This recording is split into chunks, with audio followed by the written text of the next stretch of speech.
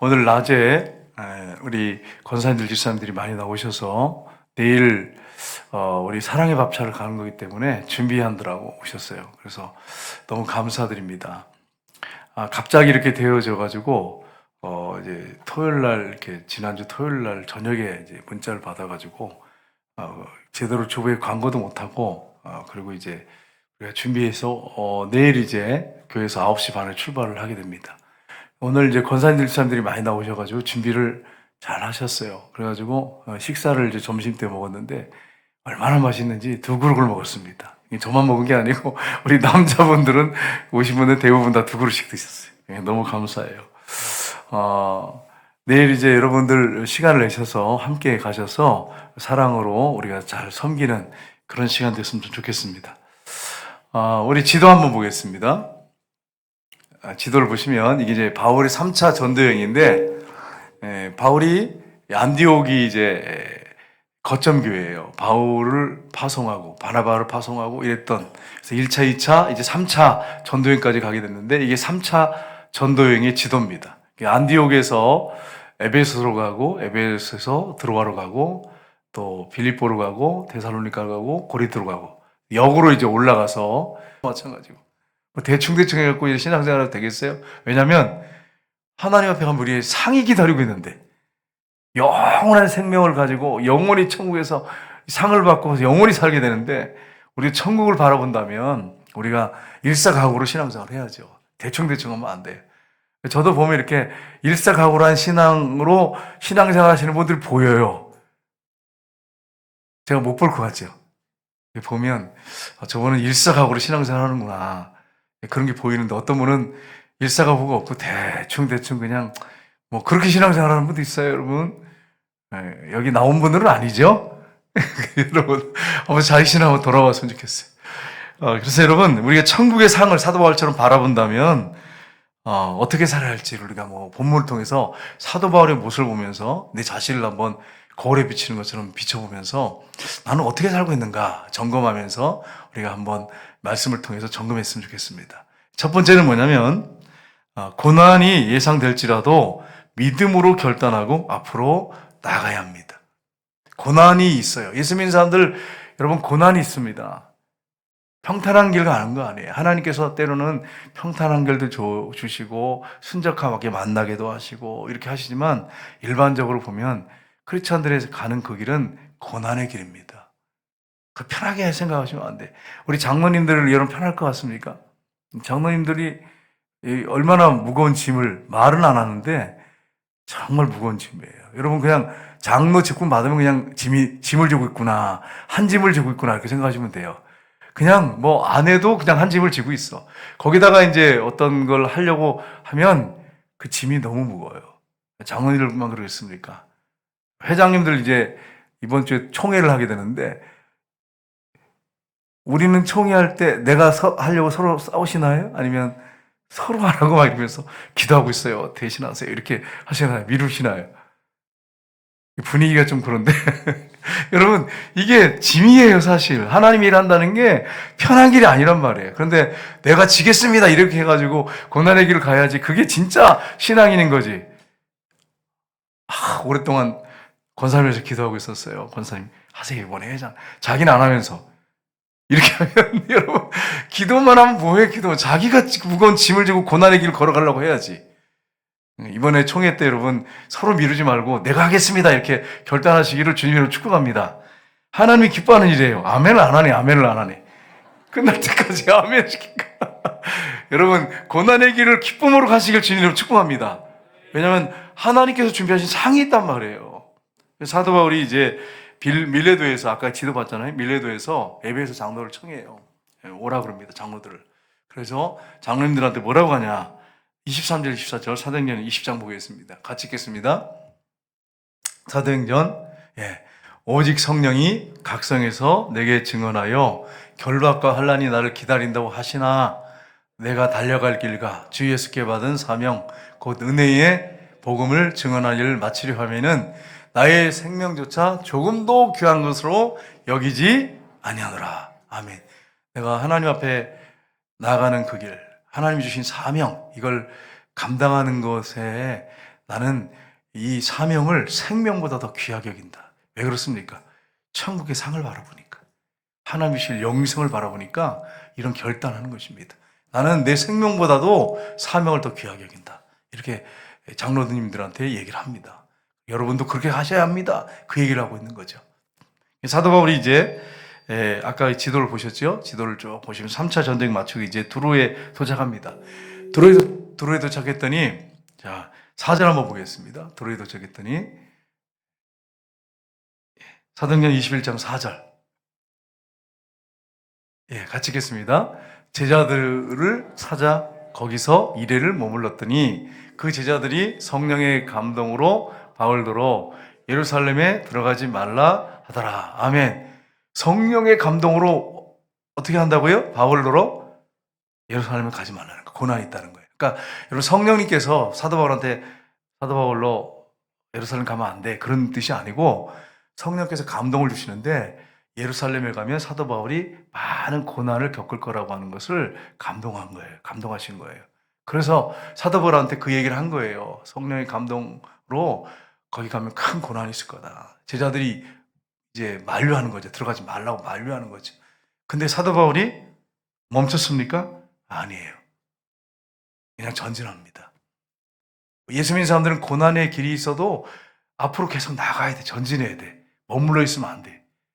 여러분의 가정에도 고난이 있고 우리 교회도 고난이 있지, 왜 없겠어요? 근데 머물러 있으면 안 돼. 고난이 있어도 그냥 뚫고 나가야 돼. 믿음으로 뚫고 나가야 돼. 그렇게 할 때 하나님이 역사하신다고 하는 것을 여러분 기억하셔야 합니다. 사도 바울이 왜 그렇게 막 이렇게 만류하고 고난이 있고 고통이 있다고 성령께 감동으로 막 그 예루살렘에 올라가면 큰 고난이 있을 거라고 막 이렇게 하는데도 왜 이렇게 올라갑니까? 빌립보서 3장 14절 보겠습니다. 같이 읽겠습니다. 빌립보서 3장 14절. 표대를 향하여 그리스도의 선에서 하나님이 위해서 부르시는 부르심의 상을 위하여 달려가노라. 아멘. 뭐 때문에 달려가요? 뭘 보고 지금 달려가는 거예요? 위에서 부르신 뭐요? 상이에요, 상. 예수 믿고 구원받는 것은 끝나는 게 아니고 우리에게 상이 있단 말이에요. 상이 있어요. 천국에 가면 상이 있단 말이에요. 여러분, 천국에 다녀오신 분들이, 많은 분들이 얘기하는데 주님 가장 곁에 있는 사람들이 있어요. 순교자들, 선교사님들, 정말 이 섬에서 목회하시는 분들, 개척교 하시는 분들, 생명을 걸고 개척교 하시는 분들, 한 영혼을 위해서 생명을 걸고 사역하시는 분들, 얼마나 소중하고 귀합니까? 우리가 교회 사이즈 가지고 목사님들 평가하고 성도들을 그렇게 함부로 말하면 안 됩니다. 우리가 이게 보는 거 가지고 신앙생활하는 게 아니에요. 우리는, 하나님은 은밀한 가운데 정확하게 다 보고 계십니다. 그래서 그분에게 그 맞는 상을 주십니다. 그러니까 우리가 눈에 보이는 거 가지고 뭐 이렇다 저렇다 말하시면 안 돼. 하나님 앞에 가보면 알아요. 가보면 어떻게 살았는지 드러나요. 여기서는 몰라. 여기서는 장로님, 목사님 잘하셨어요, 뭐 최고예요, 막 이런데 천국 가보면 알아요. 은밀하게 주님 앞에 내가 어떻게 눈물을 흘리면서 헌신하고 충성하고 고난에 있어도 마다하지 않고 고난의 길을 걸어갔는지 주님 앞에 서보면 알아. 그때 가면. 여러분과 제가 이제 천국에 가서 하나님 앞에 상을 받게 되는데, 여러분과 제가 주님 앞에 갔을 때 칭찬받고 큰 상 받았으면 좋겠어요. 여러분, 우리 성도님들, 이제 저도 그렇고 우리 장로님들이 큰 상을 받고 다 하나님 앞에 있는데 여러분은 어디 있는지도 못 찾겠어. 그래가지고 우리 권사님 어디 갔나, 김 권사님, 박 권사님, 송 권사님 어디 갔나, 아무리 찾아도 안 보여. 저 그냥 끝에 변두리 가가지고 그냥 상도 없어, 그냥 개털 모자 쓰고 앉아 있고. 이런 되겠어요, 안 되겠어요? 이런 되겠어요, 안 되겠어요? 여러분, 우리가 주님 앞에 가면 상이 있다고 하는 걸 여러분 기억하셔야 돼. 주님이 은밀한 중에 보시고, 그 말씀하시잖아요. 은밀한 중에 보신다고. 갚아주시고, 은밀한 중에 보시고, 그거 가지고 상을 주신다고. 사람이 평가하는 거하고 달라요. 하나님 평가하는 거 달라요. 여러분, 사람이 보든 안 보든 어떻게 됩니까? 충성하셔야 돼. 제가 여러분 알아주지 않아도 충성하셔야 돼, 주님 앞에. 목사한테 충성하는 게 아니에요, 여러분. 착각하시면 안 돼. 정신 바짝 차리셔야 해야 돼. 목사한테 충성하시면 안 되고 누구에게 충성해야 돼요? 눈에 보이지 않지만 다 보고 계시는 주님께 충성하셔야 돼. 그렇게 하시길 주님 여러분 축복합니다. 그렇게 하셔야 하나님 앞에 상을 받아. 사람 눈치 보고 사람한테 잘하려고 이렇게 하고 돌아다니는 사람도 있어요. 나중에 주님 앞에 오면 상 없어요. 우리 전도사님, 부목사님도 기억하셔야 돼. 사람한테 잘 보려고 그렇게 하고 다니면 손 가면 상 없어요. 꼭 기억하셔야 돼. 하나님 앞에서 해야 돼. 하나님 앞에서. 누가 보든 안 보든 정말 은밀하게 하셔야 돼. 내가 하나님 앞에서 하는 사람인지를 보셔야 돼. 진짜 예배자로 서셔야 돼. 제가 이제 저쪽에 어느 한 교회를 갔는데 거기에 이제 그분이 강도사님이신데 그 교회 강도사님이신데 아무도 없어요. 아무도 없어요. 근데 그 강도사님이 차를 깨끗하게 청소하고 계시더라고. 땀 흘리면서. 그걸 보면서 뭘 느꼈냐면 아무도 없어요. 그 교회. 그날 내가 가보니까 아무도 없더라고요. 근데 자기가 맡겨진 일에 대해서 최선을 다하는 그 모습을 봤어요. 그러면 저도 와, 이런 분이 계시는구나 이렇게 생각을 했는데 주님 보실 때 어떻게 해요? 주님 보실 때. 여러분 아무도 안 볼 때 여러분이 진짜 여러분입니다. 그게. 아무도 안 볼 때 여러분이 지금 말하거나 행동하는 것이 그게 여러분의 신앙의 모습이에요. 본 모습이에요. 나중에 주님 앞에 섰을 때 상을 받습니다. 큰 상 받습니다. 여러분, 제가 이제 서울에 있을 때 어떤 일이 있었냐면은, 예, 제가 이제, 서울에 있을 때, 양문교에 있었거든요. 그때 제가 있을 때 57개 그 교회 목사님이 개척을 해줬어요. 개척을 저도 이제 어쩌면 했어야 되죠. 그런데 갑자기 부르시더니 이러는 거예요. 담임 목사님이 시골 우리 고향교회가 있는데 거기 가겠냐고 이렇게 물어봐요. 그래서 목사님 기도해 보겠습니다. 그리고서 와가지고 기도를 쭉 했어요. 가면 이제 뭐가 걸리죠? 예찬이, 성경이 공부하고 뭐 이런 게 걸리잖아요. 기도하는데 주님이 뭐 아골골짝 빈들에도 뭐 간다고 했잖아. 그래가지고 그 다음날 갔어요. 가겠습니다. 이랬어요. 그래가지고 이제 가서 설교를 했어요. 그 교회 가서 설교를 했어요. 설교했는데 주님이 이상하게 이렇게 틀어버리시더라고요. 그렇게 있다가 이제 우리 성전교회 오게 됐어요. 여러분, 주님이 가라고 하시면 아골골짝 빈들에도 내가 가야죠. 근데 어떤 목사님들을 보면 목사님들 비난하려는 게 아니에요. 시골교회 가시겠어요? 그랬더니 그 목사님 뭐라고 하냐면 우리 자녀들 때문에 목사님 안 될 것 같습니다. 이렇게 얘기를 해요. 우리 자녀들 때문에 안 될 것 같습니다. 여러분 이렇게 해가지고 목회를 하면 되겠어요? 자녀들 때문에? 자녀를 주님 앞에 맡기고 책임지고 자녀를 내가 책임져야 돼? 그냥 사랑으로 돌보는 거지. 내가 하는 최선을 다하는 거고 하나님이 책임지셔야지 내가 책임지는 거예요. 그 앞으로 미래를. 왜 생각을 잘못하고 있는 거죠. 우리 교회 이제 구미 지역에 한 교회에 목사님이 계시는데 젊은 목사님이신데 큰 교회로 오셨어요. 그래서 내가 이제 물어봤어요. 식사를 하면서 목사님 부모님들은 어떤 분이냐 이렇게 물어봤어요. 그랬더니 우리 아버지 어머니는 개척교회를 했대요. 그래서 어떻게 개척교회를 했는데 목회기를 선택했냐 고생하는 거 맞지 않냐 이러는 거예요. 우리 아빠 엄마가 섬에서 10년 동안 목회했습니다. 자기는 그걸 직접 봤대. 그러면서 정말 그 얘기를 쭉 하시더라고요. 그래서 내가 참 하나님께서 그 부모님의 그 희생 헌신을 보고 아들을 좋은 교회 이렇게 큰 교회 보내셨구나. 그런 마음이 딱 감동이 오더라고요. 하나님은 은밀한 중에 다 보고 계십니다. 그리고 보상하시는 분이십니다. 사람에게 보려고 하지 말고 목회자에게 충성하지 말고 하나님께 충성하세요. 물론 목사가 성령의 감동으로 제가 여러분한테 지시했을 때 순종해야죠. 근데 그게 아니고 인간적인 감정에 의해서 제가 했을 때는 여러분 기도하시면서 하나님의 뜻을 구하시고 그 뜻 가운데서 여러분이 순종하셔야 돼요. 하나님의 뜻에 순종하셔야 돼요. 그걸 여러분이 놓치시면 안 돼요. 왜냐하면 우리의 상이 천국에 있기 때문에 그래요. 거기서 영원히 우리가 영생을 누리면서 상을 받습니다. 여러분이 우리 성전교회 교인들 정말 전부 다 큰 상 받았으면 좋겠어요. 천국 변두리가 있는 게 아니라 천국 한복판에 전부 있었으면 좋겠어요. 근데 그러려면 편하게 믿다가 그렇게 가면 그게 되겠어요? 고난 있고 역경이 있어도 난 주님 바라보고 저 천국상 바라보고 나 희생하겠습니다. 헌신하겠습니다. 그리고 달려간 사람이 천국의 한복판에 있을 수 있는 거지. 뭐 대충 신앙생활을 가지고 천국 한복판에서 여러분이 뭐 상을 받겠어요? 잘 생각해 보세요. 있을 수가 없는 일이에요. 하나님은 우리보다 더 세밀하시고 정확하신 분이신데 이 부분을 여러분이 잘 점검하셔서 나는 정말 저 천국의 상을 바라보고 달려가는 사람이냐, 아니면 그냥 교회에서 그냥 종교 생활하고 있는 사람이냐, 이것들을 잘 점검하셔서 여러분, 고난이 있어도 고난이 예상될지라도 믿음으로 결단하고 앞으로 나가는 저 여러분 되시기를 주님으로 축복합니다. 두 번째는 십자가를 지고 한 걸음씩 순종하며 나가야 됩니다.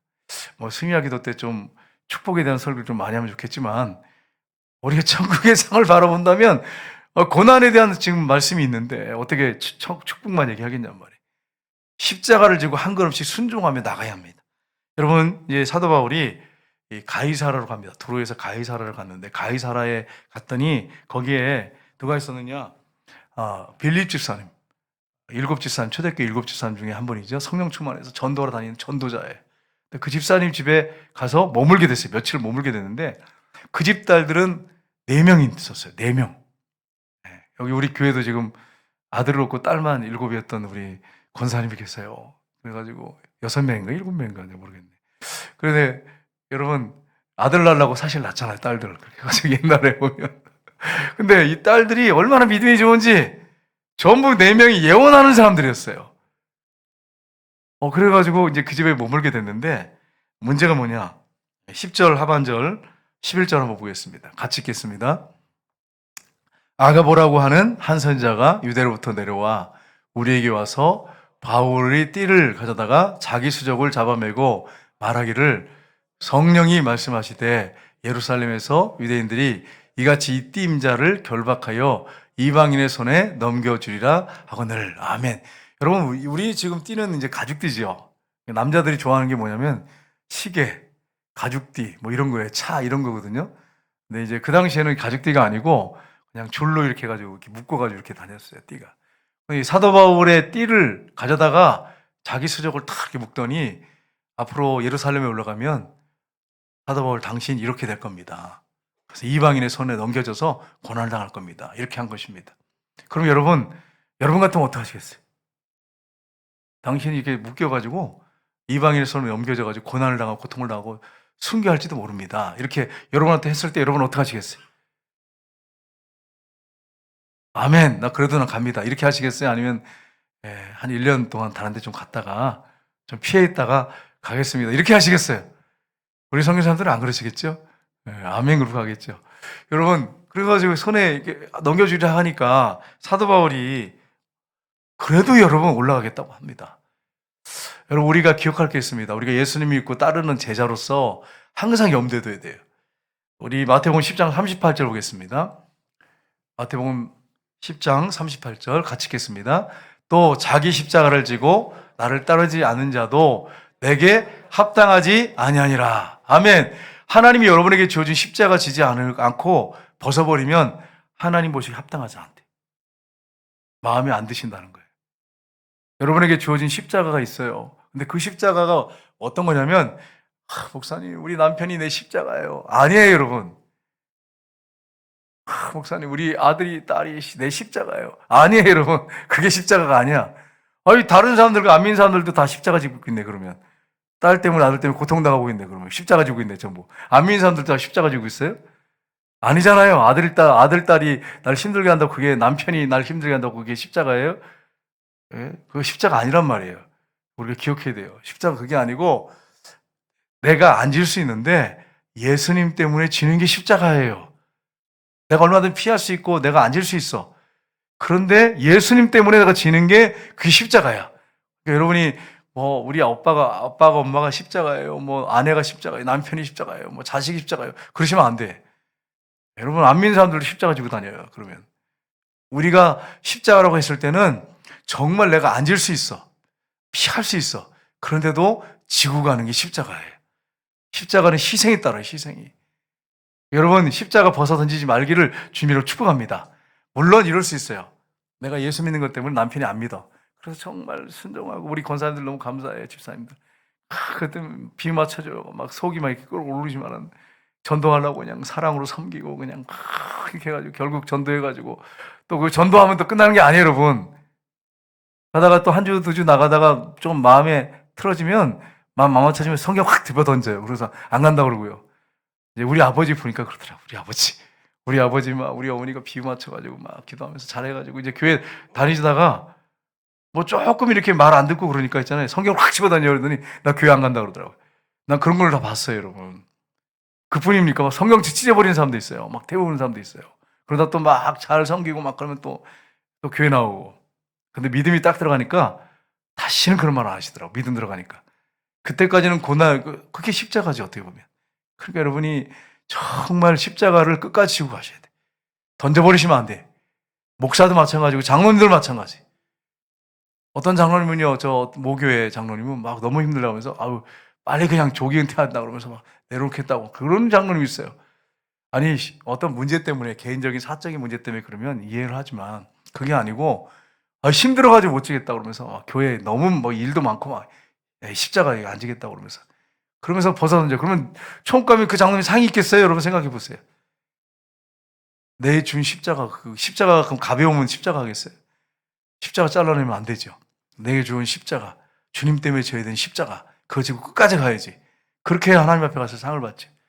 목회자도 마찬가지고 다 그렇습니다. 여러분, 우리 이천성 교사님 오늘 이제 서울에 이제 집회 때문에 가셨는데, 제가 이제 코로나 때 우리 교회도 많이 힘들었잖아요. 코로나 한 번, 두 번 걸린 사람도 있었어요. 네, 우리 이천성 교사님 코로나 5번 걸렸어요. 5번. 전도하다가 코로나 안 걸리겠어요? 더운 지방이고, 뭐, 위생시설도 잘 안 돼 있는 지역인데, 전도하다가 걸렸어요. 그런데, 그냥 이렇게 무증상이 아니고 심한 거. 그것도 극복하고 나면 또 가서 전도하다가 또 걸리고, 한 3번쯤, 4번쯤은 포기해야 되잖아. 5번 걸렸는데도 몸이 아파갖고 막 누워있고 막 그런데도 또 나가서 전도를 하는 거예요. 근데 그걸 보면서 얼마나 감동받는지 몰라. 그래서 내가 코로나를 제가 이길 수 있었어요. 아, 이거 코로나 아무것도 아니구나. 아, 코로나가 중요해. 지금 복음이 중요하지.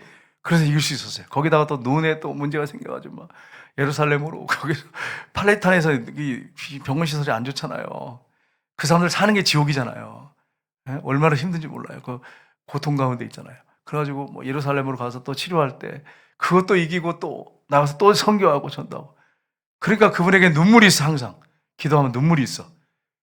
여러분 십자가를 벗어던지지 않고 끝까지 지고 가는 그 모습을 보면서 제가 많은 생각을 했어요. 목소국사로서.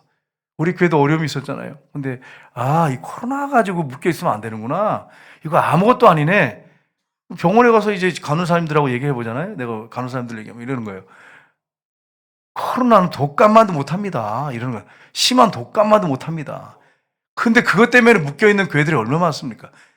그래가지고 또 사과문을 또 발표해가지고 프랭카를 걸어놓고서 사과합니다. 그리고 그게 뭐 하는 짓인지 모르겠어요. 뭘 사과해야 되는데. 여러분 생각해 보세요. 예전에 그 코로나 심할 때 돈 벌려고 제가 그래서 그때 돈 벌려고 또 안 가는 줄 알았어요. 지하철에 막 하루에 700만, 800만 원인데 꽉 밀어 넣어가지고 코로나 때도 한 명도 안 걸려. 그 지하철 안에서는. 근데 교회만 오면 걸려. 우리 교회는 왜 이렇게 이상하게 우리 약해서 그런 건가요? 나 이해가 좀 안 돼. 아니, 700만, 800만 이동을 밀어넣어요. 제가 서울에 있었으니까 알잖아요. 밀어넣어가지고 막 그렇게 하면 못 가니까 직장에. 그러면 다니는데도 한 명도 여러분 지하철에서는 걸렸다는 사람 나온 사람이 없어요. 근데 교회만 오면 왜 걸린지 모르는지 모르겠어요. 그러니까 여러분, 우리가 노란한 거죠. 어떻게 보면.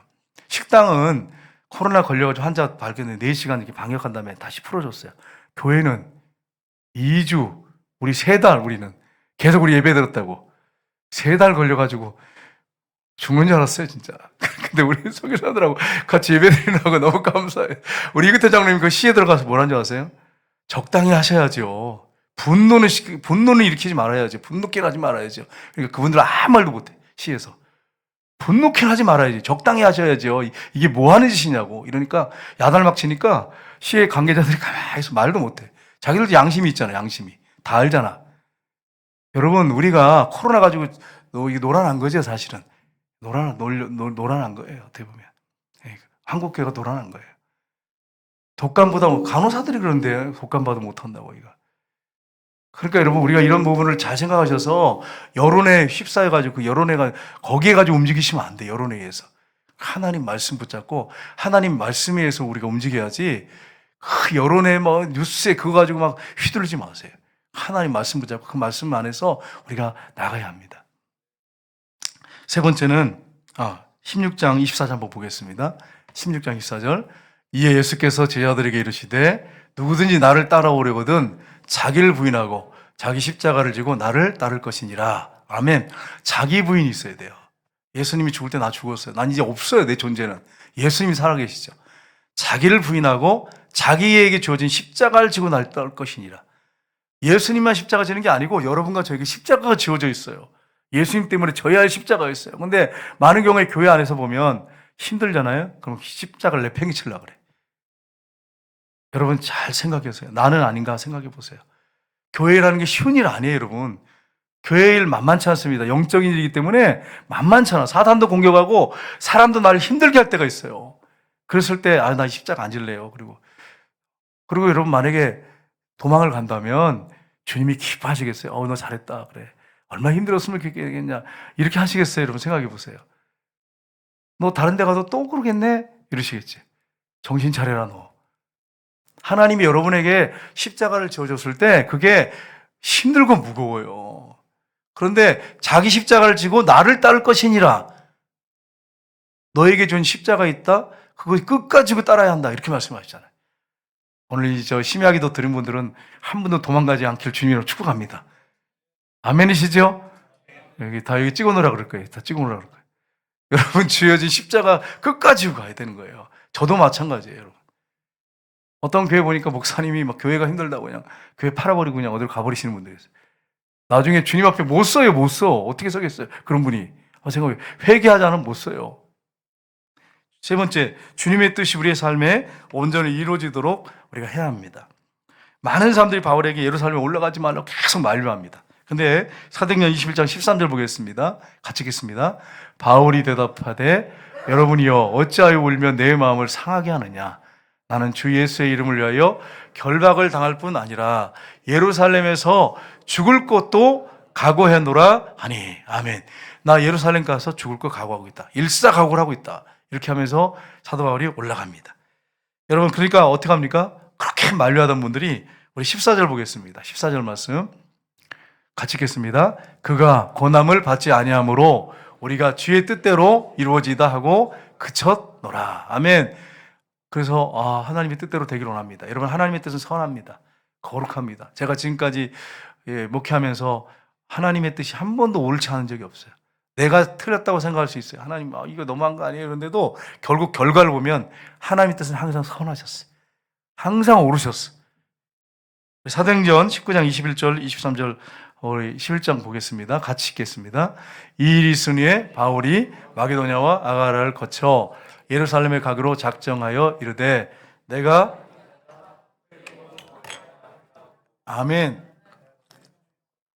그 다음 보겠습니다. 그날 밤에 주께서 바울 곁에 서서 이르시되 내가 예루살렘에서 나의 일을 증언한 것 같이 로마에서도 증언해야 하리라 하시니라. 아멘. 19장은요 사도 바울이 계속 기도하는 가운데 하나님께서 너 나중에 로마까지 간다. 이래서 로마로 가기로 목표를 정했어요. 하나님 주신 마음이죠.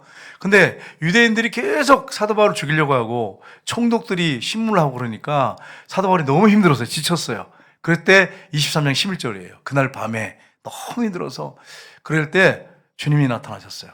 바울 곁에 서서 이르시되 담대하라. 내가 예루살렘에서 나의 일을 증언한 것 같이 로마에서도 증언하여 하리라 하시니라. 하나님의 뜻을 명확하게 알게 됐습니다. 사도 바울이. 그래서 로마에 가게 됩니다. 로마에 갔는데 네로 앞에 서서 그 원형 경기장에서 담대하게 예수 그리스도를 증거합니다. 쇠사슬에 묶였는데 예수님만이 구세주고 그분만이 우리의 왕입니다. 그러면서 담대하게 증거하다가 장렬하게 순교합니다. 여러분 사도 바울이 결혼도 안 했어요. 여러분 사도 바울 같은 경우에 보면 가문이 좋은 집안에다가 잘 사는 집안이에요. 예루살렘으로 유학을 보냈어요. 다소에서. 다소 지역이 잘 사는 지역이거든요.